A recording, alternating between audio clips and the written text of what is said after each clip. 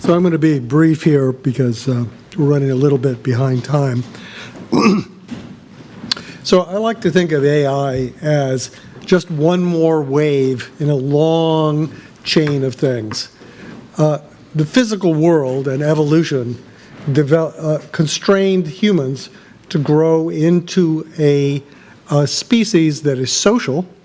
So we tend to collaborate in groups of like 150, according to Dunbar, in traditional ways. But even you see that structure today.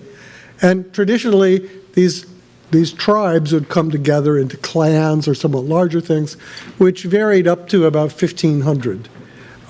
And we talk sometimes about social capital, and there's two types of social capital that people typically reference.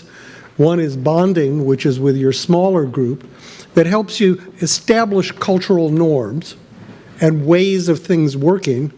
And then there's the bridging capital, which famously is the source of much innovation and of interaction between larger groups and a way to move our society and the race forward.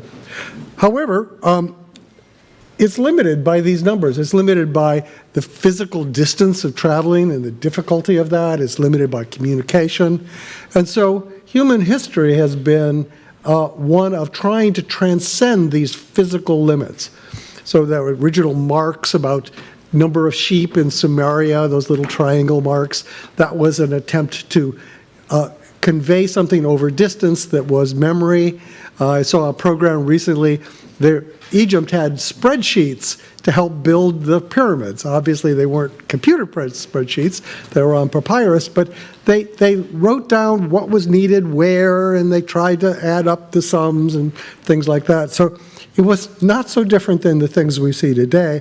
And then, of course, there's a long series of other inventions.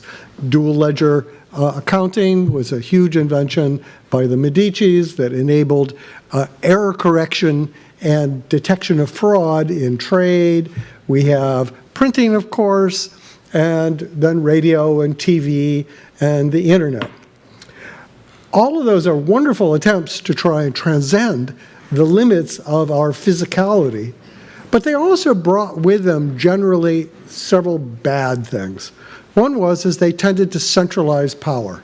If you could coordinate over long distances, you could coordinate armies, you could coordinate rules, you could make laws that applied uniformly.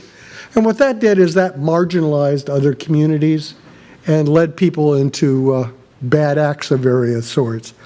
Another thing is that those sorts of systems that are sort of ubiquitous like that and uniform, beyond just marginalizing communities, are not the most efficient way to do things. You need to have variation between communities to be able to discover better ways of operating and to be robust to unexpected changes. And so they come with these sort of drawbacks. And the recent histories of AI are very little different. So just to sort of recount the waves of AI hype and winter, in the 50s, a lot of the emphasis was on something that was called optimal resource allocation. There's won a Nobel Prize in economics. And that was what the Soviet system was built on, as basically a linear solver with constraints. And we know how well that the Soviet system turned out. It turns out you have to have good data and you have to know what you want to be able to use these techniques. But that wave of AI was not a failure. It is still today the most common computation that happens everywhere in the world. It's a way of solving little constraints. We never think about it. It's not visible anymore, but it's there in your spreadsheets. It's there in everything. The next wave of AI that people talk about is expert systems.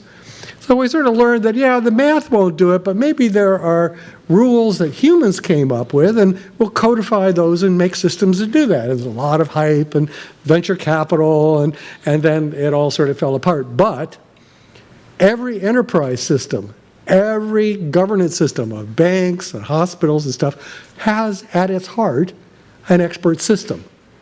And that actually brought greater efficiency, but it also decimated our communities because it was uniform. There was no variation.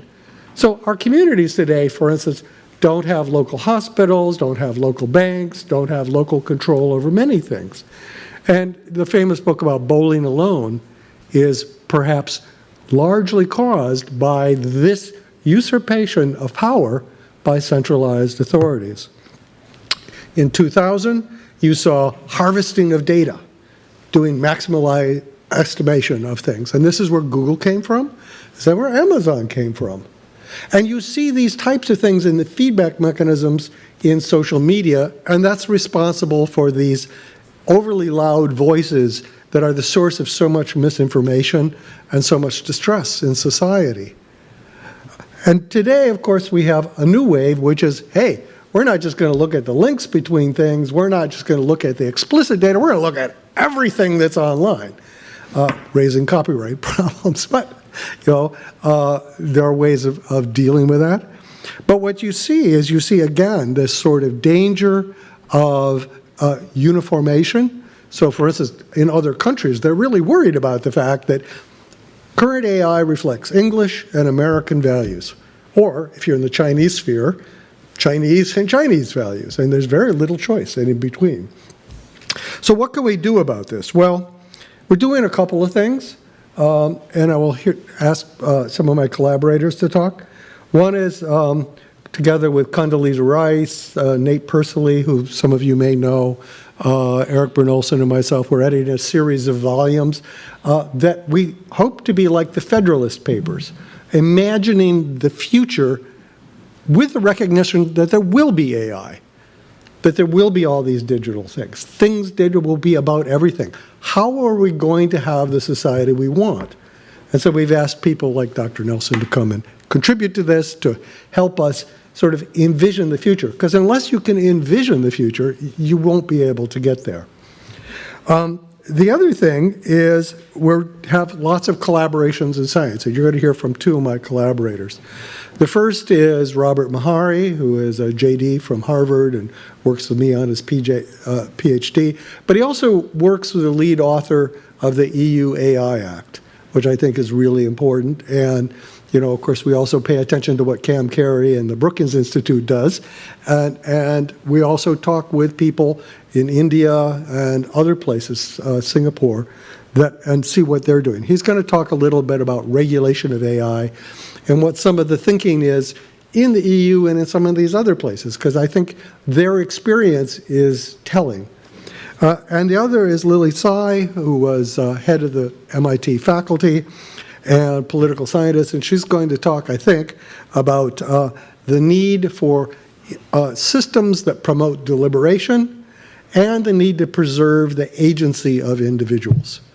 And so with that, let me just sit down and let Robert and Lily come up.